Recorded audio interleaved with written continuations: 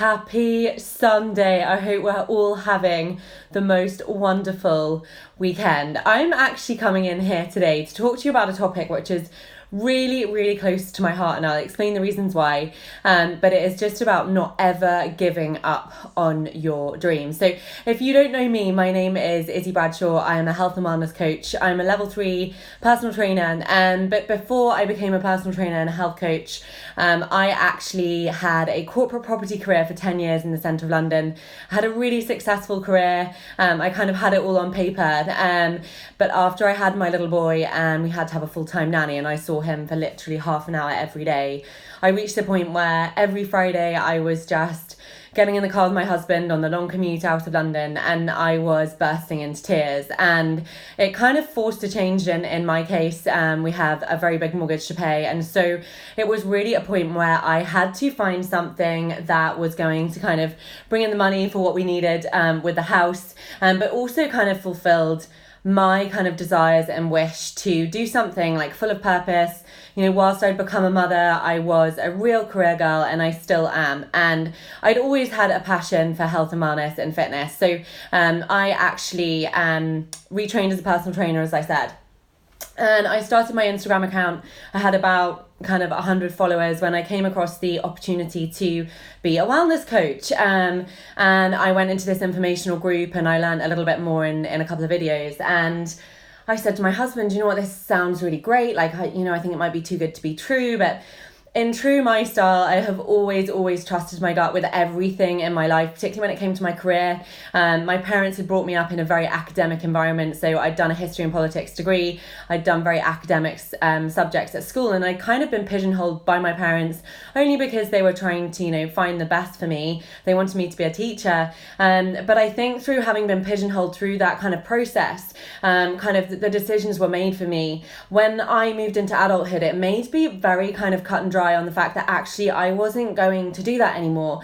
I was going to do things for myself. And this is why I'm going to talk about this topic, don't ever give up on your dreams, because I had that corporate job. I was probably really unhappy as a director for quite some years before I then had the guts, let's be honest, to make a career change, and one which was frowned upon by my parents, frowned upon probably by my friends in close circle. I kind of had it all, right, the 6-figure salary, and to turn around and say, do you know what, I want to have a career in health and wellness when you've got a big mortgage to pay is something that a lot of people don't or didn't agree with. And I just want to come in here today and say, don't you dare ever give up on your dreams. I see it all the time. I see it particularly with women in general. I think we sometimes, lack self-belief, and we lack self-belief so much so that we just let other people, make a decision on where we should go, what we should do for our career, because we're almost too frightened to do it. And I think also when we become mothers,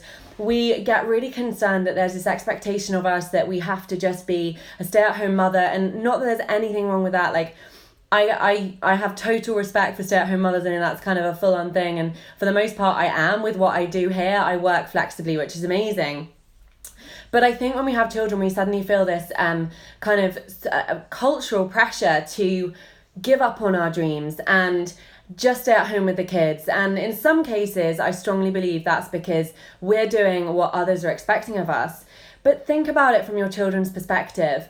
What would be the most amazing thing for them to see? Is to see their parents, their mother, go after something that really means the world to them, and to see them create this unbelievable success. And that's what I do here. I lead by example. My son sees me work out almost every day. I'm a health and wellness coach. He sees me working in pockets of time. He sees that I work hard, but he also sees that I want to be there for my family. And I have big dreams. We're going to have a holiday home in Maryland.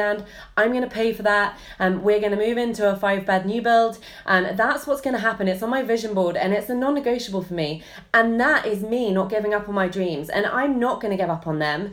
And I want my son to see that he can do whatever he puts his mind to, and that actually to have a strong woman in your family is a really amazing thing.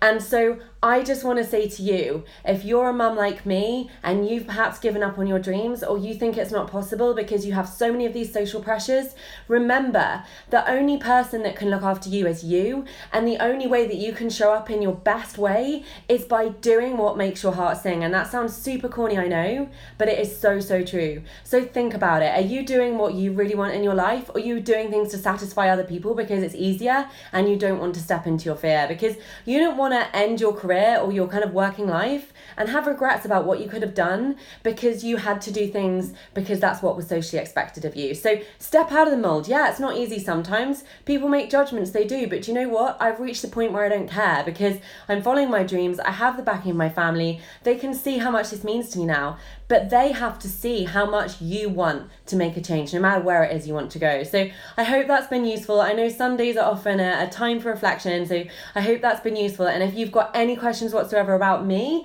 or about what I do here on social media and how I've made it like literally my career, the thing that literally gives me so much fire every single day, just reach out and let me know. Thank you so much for listening to me. Take care.